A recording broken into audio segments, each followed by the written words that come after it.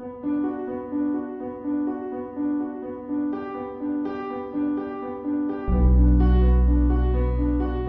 Jennifer. Hi, Richard. How How are are you? you? Jinx. um, I'm feeling better right now. It was a little heavy over the last couple of days. yeah. So, for those just tuning in, Jennifer's one of her, was it your cousin, My cousin. nephew? Yeah. Checked out early, went to the flip side. His name is Jake, Jake, and he was 18 years old. And we still tell have us to about wait him. to. What? Tell us about him. Tell us a little bit about Jake. He was somebody that was very empathic, would always be, he could start up a conversation with anyone. And I lost touch with my cousin. Last time I saw his dad was at my dad's funeral a few years ago. And we said to each other, we can't do this no more weddings and funerals where we see each other again.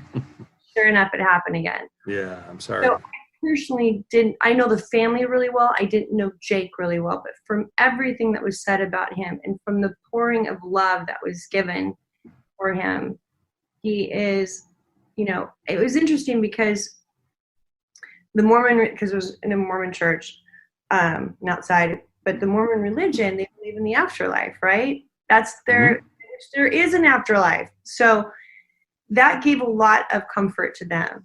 And what I wanted to say is, July 31st, my mother wasn't feeling too well and her arm hurt, and I said, you got to get into the hospital. Well, make a long story longer, she did go to the hospital. They were going to do angioplasty, and I was working out in the morning, and a lot of times my dad shows up.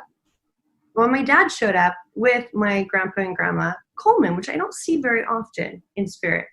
I'm like, hi guys. I was so excited. I'm like, oh, you guys are here to help my mom, right? And then they were so close, and I've only seen this a couple of times, how close their energy was. Like, it was just right in front. I'm like, wait a second. You guys are here to get her. You guys came to pick, like, is she leaving the planet? And I lost it. And for anybody that knows how this works, if you have an attachment to any outcome, you're toast. You're done. Mm-hmm. You can't break in because your brain's going, Rah. Yeah. And so, and I got August 4th, from them. And that was it. I was too freaked out, and then I couldn't see him again. So I called up my sister, told my sister, I'm like, I think Mom, I'm just waiting. I hope she doesn't pass away today, but if she does, then she's with my dad. If she doesn't, she's with her husband, her other husband. So it can't be that bad. So then, my sister's just like, you know what? We've done everything that we could. We loved her. We went through our whole process with it. Well, on August 4th, I'm thinking, okay, she didn't pass away. Clearly she didn't pass away that Friday. And every day I was kind of, it got better and better. And she's fine now, right? Yeah. To it, yeah. I just surrendered to it. And then August 4th came around, and I was working. It was Tuesday, and I was working Tuesday or Thursday. Was it Thursday? I don't know. But I was working all day, and I just kept bracing myself for the phone or for a message. And sure enough, I got a message, but it was somebody had passed away. We just said it, Jake, who's 18 years old, who is my cousin's son. And I named my son after his dad, who passed away at 33 from cancer. My son, Jack, I named. Uh-huh.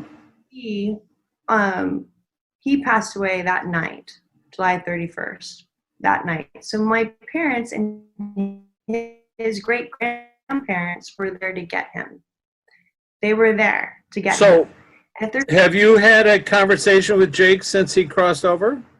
I don't think I have. No, I haven't. Well, do you think it would be too intrusive to ask him to come forward? I mean, this is kind of what we do. My dad's ready to come forward, but I'm not sure if he is. Well, let's ask your dad. That's who I was going to ask first. Let's talk to him a little bit. Okay. Your dad, Jim, come forward? Yep, he's here. So, Jim, how are you? Good to see you, sort of. He said busy. Busy. So, If you could put this into context for us, and you've done this many times before, helping us to understand how the process works. So this was your nephew, I guess, Yeah. Jake. And was this something that Jake had worked out prior to coming to the planet, or was this something that occurred as a result of something? I think that it was something that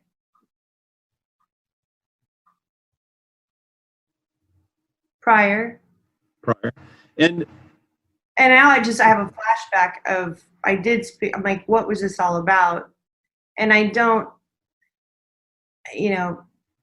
not everything happens for a reason when it happens. We might get some insight later on, but not everything. I don't like to say, oh, everything happens for a reason. It's not something that's comforting at all. But I said, what could possibly come out of this? And I got that I was shown 5 people that he saved their life because of what happened to him. Interesting. And they changed their life because they realized that was a wake-up call because of what happened to Jake. I see. Well, what we've learned in this research and, talking to people on the other side is that there's a myriad of reasons why a person might leave early. And right. Anything from they need to get back because they're planning another journey with other friends. When we put it in the context of all of their lifetimes, whether it's 50 or 100, there's a reason for it, and it might be related to a lifetime 3 in advance or 3 behind or whatever. I'm just saying it's very difficult to pin down this happened for this reason. Right. Other than speaking directly to that person. And since it's so soon, let's ask Jim. Does Jake want to come forward and talk to us? Not right now. I think it's too soon because I think what if his parents, it's too soon for his parents. It's too soon. That's fine. And Jim, and they're like, he has the best parents that love him so much and the best brothers. And, he was the middle child out of 3. He's just so loved. And I just feel like for my dad to, I was hoping that he would, but I think that's just going to come in time. Well, your dad right. has helped us before talking about grief. For those who aren't aware, it was your father who came through and said to advise people to move grief to nostalgia, and we didn't know what that meant. And he said, grief is only sad memories. Nostalgia is both sad and happy memories. And when you can move grief to nostalgia, it helps the healing process. So if I could ask you, Jim, for something that'll help parents struggling with something like this, where a child leaves early, checks off the bus themselves early, or people are feeling depressed or dealing with depression. Is there just something you can help us with that? What would your advice be? You said there's a lot of ways to help with grief.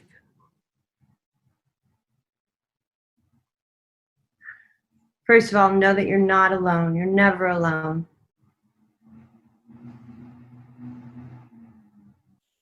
And he said, and we, the other, people on the other side,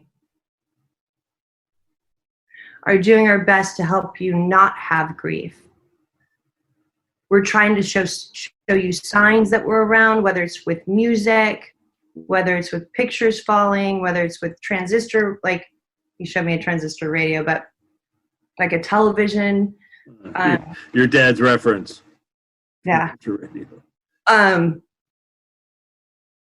And we also talk to you. But a lot of times it falls on deaf ears due to grief. So let me ask you this, Jim. Prior to the event, is there anything that people can do sort of to anticipate or to help somebody who's, let's say, depressed,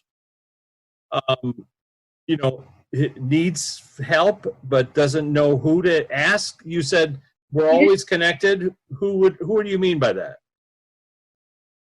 Okay, that's a great question. You're always connected to your heart that connects to God or source or whatever you believe in. You're always connected. That's your life energy, your source energy, chi, whatever. I'm sorry, chi, whatever it is, your life force. That life force connects to all of us. Okay, but Jim, I want to be a little more specific. I understand what you're saying. We're all connected. But I'm talking about guides, teachers, soulmates, classmates, people on the other side who normally incarnate with us. Their higher selves are always back there. Our guides, teachers are all. So how can we help someone who's not feeling connected to feel connected to them? What should they do? Huh. He showed me like a stone, almost like some type of stone. Hold on. He's like, whatever you feel like energy wise, you can hold, and then ask questions to your higher self. Okay. So well, let me unpack that for a second. Set Joseph aside. Right behind my shoulder is a mountain in western Tibet. It's called Mount Kailash. Yeah. Yeah. And a number of religions consider this to be the sacred stone, that this is the place where all energy comes from. All, life energy, blah, blah, blah, blah, blah. Hindus, Jains, Bon, and Buddhists also all consider this thing over my shoulder. And there are Brahmin priests who have a piece of stone from this particular, okay. So what he's saying, and we've seen this in the research, is that you pick up something, anything, and it has energy. Right. It has a form of energy. It's atoms agreeing to participate in whatever we're doing here. And if it's a stone, I do have a stone. If it's a stone from Mount Kailash, like this one is, so this stone is connected to that mountain over my shoulder. Let's just put it that way. We're all connected to each other. And so therefore, what he's saying is you pick up something and ask this thing, looking at it, it could be a cross, could be a picture of Jesus, could be a picture of Buddha. And you can say, I need your help. I'm having a problem with my life, my journey, my path. I need you to help me. And you're not asking the stone, but you're asking the stone to mirror that thought up to your loved ones. Is that something like that? Yes, absolutely. Okay. Sorry. The greatest part is that I know that I'm not thinking it. And I'm like, what? A stone? A stone. He showed you a stone. And then that was to tell me so I could say, pick up the stone. Yeah. And the other odd part of this, and it's important to mention, in the book Architecture of the Afterlife, where I'm talking to people who are not under hypnosis about their journey and their path, and they say the same things about the afterlife, I've had people in their mind's eye say, oh, I'm in the afterlife and I'm in this beautiful garden of healing. And I've had people go up and step in the water. I've had them go up and hug a tree. I've had them go up and, pick up a plant. But ask the plant questions, including a stone. Go to the ocean and pick up a seashell. Pick up a seashell. But the point is, when I ask people while they're visualizing this other realm, I'll say, the stone in your hand that you're holding in your hand, do you feel it? Do you feel anything about it? And they will say, and they always do, they say, I feel sentience. I feel a presence. And then I'll say, well, let's ask the presence. Who are you? What's the story? What's your journey? Et cetera, et cetera. And you find that I don't even know how to put it, but it's almost like consciousness or dark matter or whatever it is, whatever term is, all exists within everything. So this goes to Native American, Sioux, Native American religious ideas, Wakantanka, the Great Spirit. It animates everything. So I'm just connecting what Jim just said to that concept that everything is sentient. Yeah. I have the chills. Yes. Okay. Sorry, Jim. I didn't mean to co-opt your metaphor. I didn't understand. I mean, was it in my toolbox? Well, I appreciate that. So I collect stones and I collect rosaries, even though I'm not, Catholic. Religious, yeah. There's something about rosaries that do something for me. Very good. And my mom used to collect them, and I used to bring them back to her from Rome. I lived in Rome, and I used to bring them back. And for me, it was like, Mom, here's one. And I remember when our parish priest gave me one that he had gotten from the Pope to give to my mother, and her holding that, the idea of connection. Mm-hmm. So a rosary or mala beads, like the Tibetans have and they wear, right? I've got them around here somewhere. But that idea of being connected, not only subconsciously, because you're sort of allowing yourself to meditate by holding the mala bead and thinking about love or whatever you're thinking about. Same with the rosary. Each one's a prayer. Mm-hmm. So if you interchange the word prayer for meditation, each meditation, Mary, whoever, God, it's a prayer to your higher self, to connecting to your higher self. So that rosary or those mala beads or that watch that your father used to own, you're not praying to the watch, you're using it as a cell phone. Right. A smartphone, to the flip side. Speaking of smartphones to the flip side, Jim, thank you very much for answering that question. I appreciate that. We've talked about this before. Sometimes the night before I know I'm talking to Jennifer, this happens more often than I care to admit, some entity shows up, an entity, a person usually. When we talked to John Lewis, there was a moment in the kitchen in the morning when I suddenly saw something in my mind's eye, and I, instead of dismissing it, I went, oh, John Lewis wants to talk to us. And that's what happened last week. This week, I'm going to tell you the name of the person.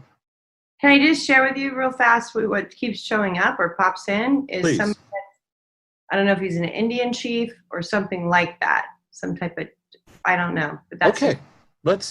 Here's the thing. I don't know who this person is. I don't know if it's a male or female. But the message, sorry? Interesting. Okay. The message I got last night, very clearly, I want to talk to you today. And I said, well, who are you? Who do I address you as? And this person, and I want to say a she, I don't know. Could be a he, I don't know. Said, the principal. Just the word, the principal. And I was like, you mean like professor, somebody in grade school principal? Or do you mean like the principal? I mean, I didn't know what they meant. And I said, what do you mean? What's that referred to? And this person, she, I think, said, you'll find out. Just ask. So let's do our normal thing. Luana, how are you? Good to see you. I don't know who this principal is, but I have the chills. Well, let's ask Lou. Is this accurate? Is there somebody here that's shown up in class? Because they don't get to me until they get through Lou. They don't get to Jennifer until Luana puts them on the list. So is this person on your list? Yes. This person is on the list. How'd she get on? Or is it a she or a he, Lou? Neither. Hey. How did this... It feels like it's coming from another galaxy. That's what it feels like. That's why when I asked for a name, I got no name. So is the principal the accurate name we can call this person? Lou? Let's ask Lou first. Yeah. Yes. And does this... Then I got shown up in the, up in this, where the stars are, the galaxies. I got shown 360 degrees. So I don't know.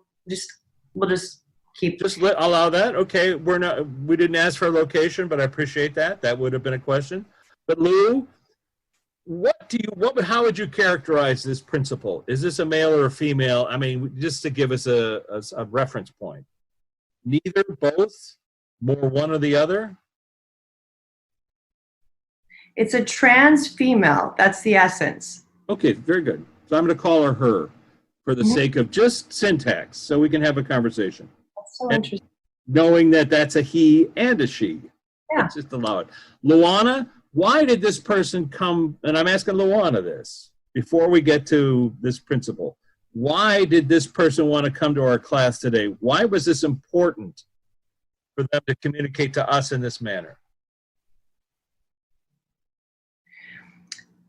She said, I'm like, okay. They want to communicate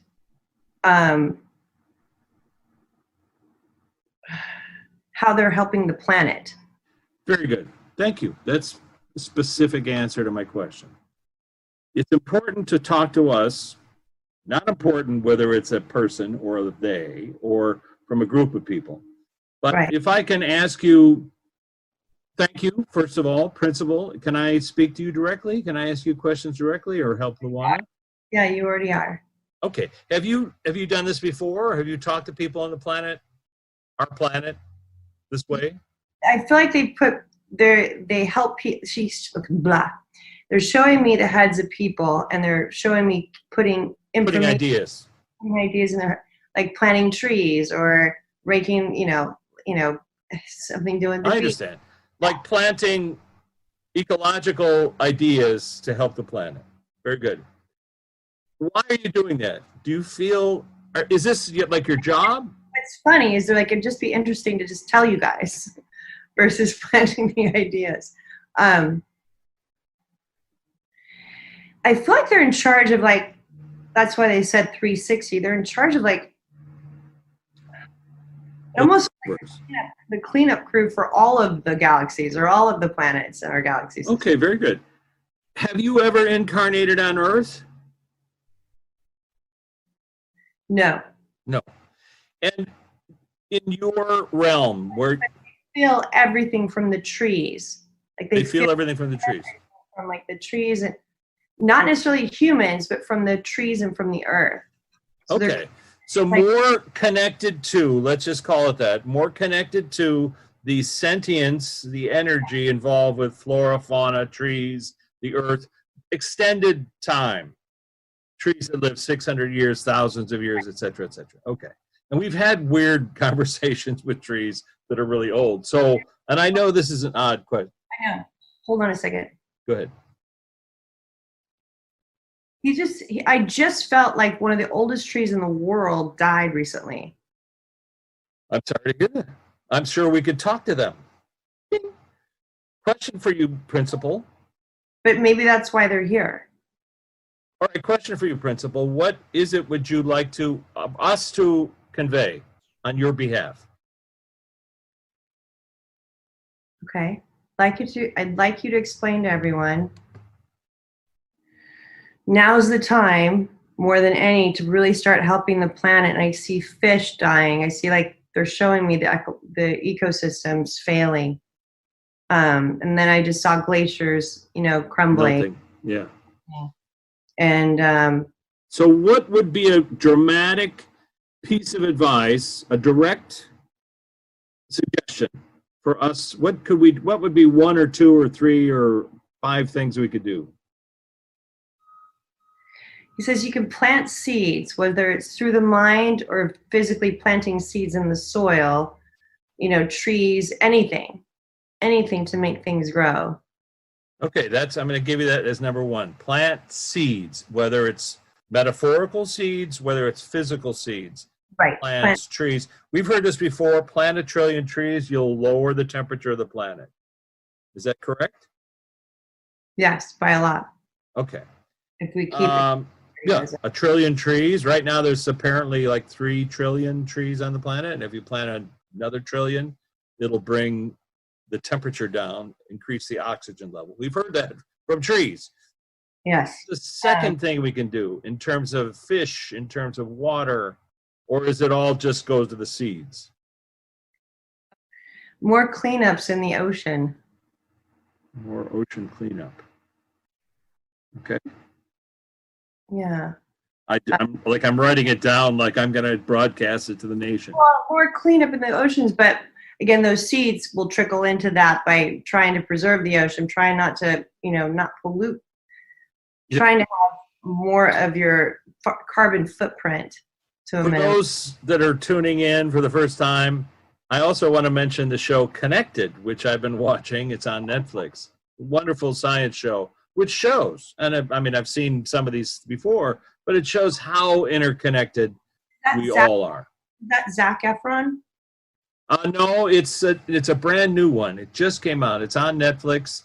It's called Connected. It's a young kid who's a science nerd, curly hair, glasses, and he goes around the world showing how connected, like the Sahara Desert with its nutrients in the desert feed the Amazon forests. Now, the Amazon forest can't exist without those nutrients that get blown across. So the interconnectedness is important for us to be aware of. So I understand when this entity is saying, we need to plant seeds to help the ocean, like the butterfly wings causing a hurricane, the butterfly effect, that sort of thing.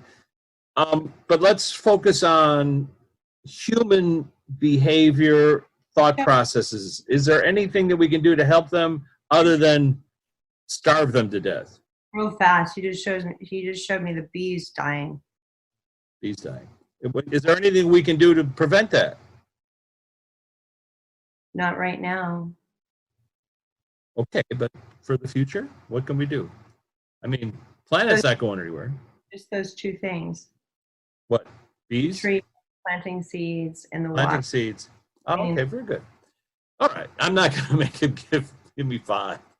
Very good. Planting seeds in human minds and planting seeds physically on the planet, because the more trees there are, the more oxygen there is, et cetera, et cetera. Right. What else? That can't be the only thing you came to tell us. What else do you want to tell us? I think it's the timing because of COVID, because people aren't traveling, because it's not so polluted. We still are so far. We're gaining ground a little bit, but we still have so much more to go. Uh-huh. And if we were to try to have a sustainable food situation where we can help feed everyone, planting is the only way to go. Even though and I'm just trying to figure out. I'm like, well, we don't have access. We don't have the resources. Well, let me ask you, why are you not allowed to help us physically? We cannot interfere in someone's path, but we can give you an idea. Very good. I've heard this. We've heard this often. They can't interfere in a civilization, but they can appear etherically, pop the idea into somebody's mind, hey, fix your planet. It's going to die unless you do these things.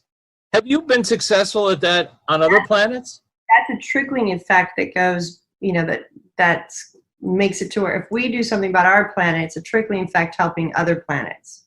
Oh. Have you been successful at helping other planets? Yes. Can you give us an example? Hold on one second. I said, is it because we're human that's why we're not doing a good job? And they said, no, you just haven't cared enough about it.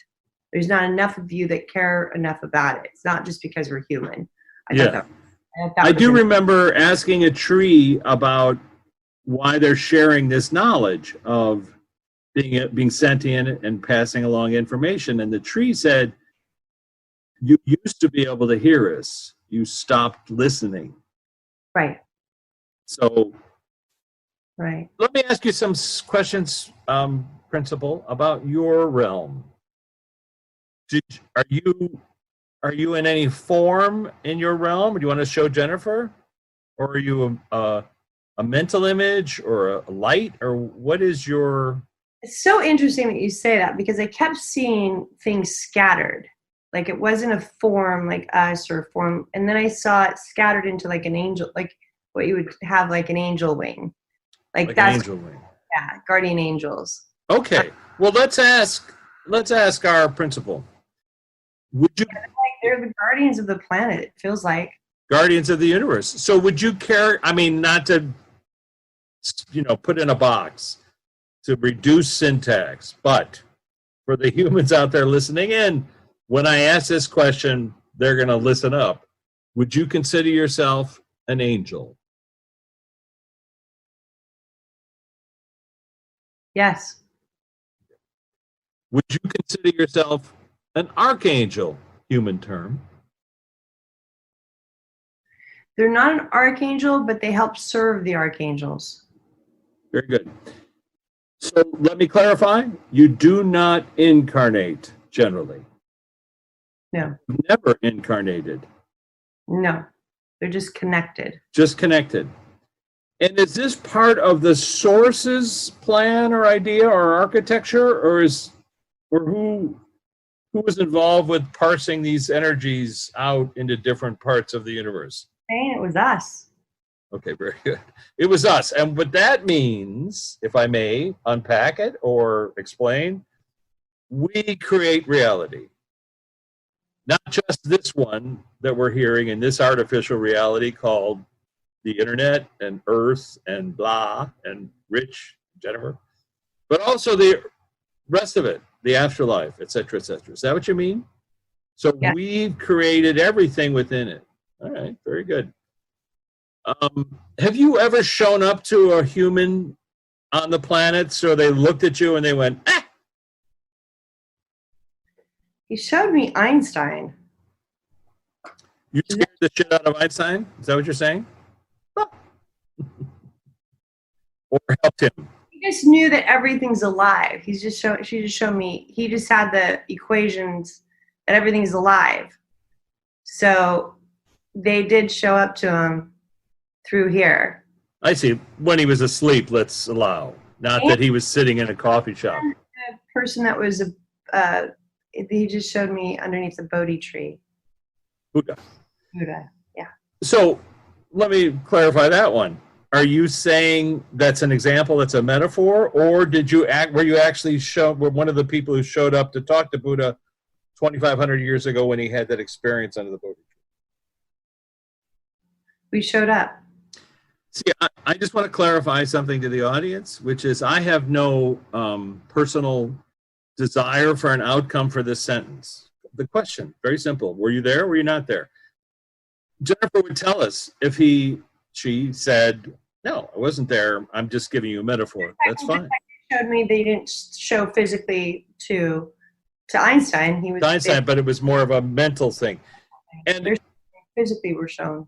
And for those who are tuning in who are Buddhist scholars, let's just allow at some point when Siddhartha was having the experience of traveling through other realms, he said that he met non-incarnating beings.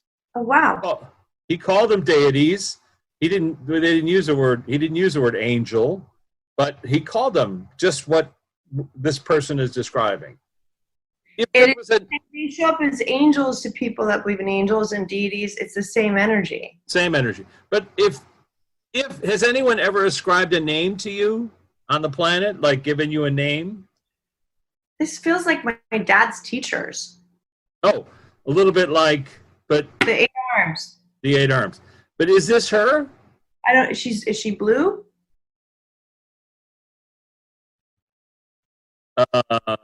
Krishna's blue. Krishna's blue. Okay. Krishna is guy girl a little bit. Sorry, no offense. But well, listen, I'm not trying to parse this down. That's just what I was shown. You got the image. So, but I'm trying to clarify. We've talked to not only Krishna, but we've also talked to Ma Durga, who was that's a term that people gave to her. She has 8 arms. Is this the same person? Has she just shown up to have this conversation and without showing us her 8 arms? Or is she saying she's like those people? She's like those people. Like those people. Well, let me ask you, are you a teacher? Do you teach a class on the flip side? As well as this angel duty? They teach the teachers, and the teachers teach everybody else. Wow, teach the teachers. Hierarchy, a little bit above the mountain. It's just the way it is because there's different languages, there's different there's just a lot of differences, I guess. All right, I know this is going to sound goofy, but what's your impression of what Jennifer and I are doing? He says it's opening minds to make it easier for us. No. And how does that work? Is it like when you... Because whatever we say, people will either resonate with it or not. They'll have their own experience. You go, oh, that's what they were talking about. Or they'll have an experience, then they listen to our podcast or watch this, and they're like, oh my gosh, I saw something similar to that. They'll go back in their, Yeah, it'll echo. so it's Well, timeless in the way the information comes, because it's always at the right time for anybody to listen to it. my wife pointed something out. She had heard this from Philip Glass, the great music composer, that there were certain piano pieces that were unplayable. People couldn't play them. But once someone played it, then other people could play it. She also noted that in ice skating, certain triple jumps were impossible, take years to learn. And now people learn them in like 2 weeks. It's like watching somebody else does it gives them the muscle memory of how to do it. Right. Is that something what you're talking about? Yes. So the idea of people watch us talk to the principal. We're not judging it. I'm telling you, Jennifer and I weren't talking about this. I had a dream last night, where a voice said to me, I want to speak to you. And I said, who are you? And I heard the principal. Yeah. Go ahead. The principle has to do with sacred geometry, has to do with mathematics. So it's a PLE. Wow, thank you. I was thinking about, the head of the class. Principal, the principal. Well, let's ask you, what do you mean by that? If you're a mathematical principal. It's like the square root of pi. So it's something that feels infinite. Wow. And it is something that is an equation of how everything gets locked in together. And you can either be aware of it or not, of what your role is. All right, let's just say that again. Something that's infinite, but it's also something that could be locked. It's something that's infinite, but it's equations that get people locked together. So let's just say, it's so interesting. If you feel like the energies, you know how energies attracts, whatever it is, they get locked together. So They reconnect. Quantum mechanics is that things split apart, quantum entanglement, and no matter where they are in the universe, they react. Bad, because for instance, thank you. If somebody wipes out a whole forest, that's a huge problem, right? And if you have that energy of something like that happening, which is really bad, then they can figure out how to make it better, to disperse that energy that's bad. And it's not a hierarchy, bad or good or black or white. I know what you mean. How to fix things. Bad for the planet. Right. Say again? Oh, fix things. Yeah, it's how they fix things. They take the energies and they try to fix them. Balancing. Show us how they don't try to fix them. Sorry. I love that. They try. I know. They just told me, they're like, no, we don't fix them. I love the principal's correcting you. They show us how to fix them ourselves. Wow. But we have lights that tell us how to get for them to come over. So the principal, can you give us a name that we can use so we can refer to you? It's principal angel principal just doesn't really sing. Can you give us a metaphor? Lou, help the principal with this. Give me a second, because they're showing me a lot of stuff. Hold on a second. I can't focus when you're talking to me. A force. It's like a force. A force. The force be with you? I just said that. They're like, no. Oh. But they said, I'm like, but like a force. You can use it against, they just showed me having it as a shield against things that, are negative, let's say. You say that, things that are negative that are a part of this planet, like the trees getting cut down. How can you use that force? Okay, hold on. Let's just clarify. Okay. How can you use that principle? Let's call it the principle with an LE. You asked. Yeah. How can we use the principle? Right. No, I'm not. I'm clarifying what they're saying. Right. This is how we use the principle to fix things. But you fix them. We show you how to do it. You're the ones who fix them. Yes. Something like that. But I'm asking the principal who identified themselves to me as the principal. And I thought it was AL, but it's LE. Please Lou, help us. Give this principle a name so that we can refer in the future. We don't have to say the principle that was an or an angel that blah, blah, blah. Just a name or a letter. Mr., Miss. So it went to internal guidance, to your spirit. I mean, everything that they're showing me is just, it goes back to being the principal. Isn't that funny? Okay, you don't have to give us a name, Mr. Principal. Well, we're going to call you Mr. or Ms. Principal. What should we call you, Mr. or Ms. Principal? It already exists, she says. It's the angels, it's the Buddha, it's the Krishna. Yeah, but just to refer to this conversation, I think we should call them the world peas. If you have to have a name on it, she said, the PLEs, whatever. Okay, the PLEs. Very good. Thank you, Lou. Lou, why do you think? And I have to go. I know you do. I have one last question. Luana, why do you think that the pleas came to talk to us today? What was that about? Why was that important? Because we have a lot more time on our hands. And there's going to be, they just showed me, or politics. Hold on. People are divided. Time to vote. Yes, people are divided right now. And if you're closed off to things that are coming in, it's an energy that makes it even worse. Makes it harder. Makes it challenging. So if you want to save the planet, open yourself up and be okay with it. And know that nobody bad's going to come in and try to give you information. Some people get really freaked out by that. They fear this idea that we're talking to somebody on the flip side. Right. And you I can understand. turn into an angel, like an angel into a devil, because of whatever your mind goes. Rah. I know. And here we are saying, from a science point of view, we just had a conversation with an angel. There's no other way to put it. Yeah. Because we don't have the syntax for it. Guardians. We just had it. Okay, very much better. Thank you. That's a much better term, guardian. It makes more sense. We had an interview with a guardian who called itself the principal, with other guardians who are the principals, and their advice to us was save your frickin' planet, plant seeds, not only in your heart, in your mind, but in the earth. Yes. Is that it? Yes. Well, thank you, Principal. Thank you, Luana. And thank you, Jennifer. And thanks to all our guides and all those people signing in.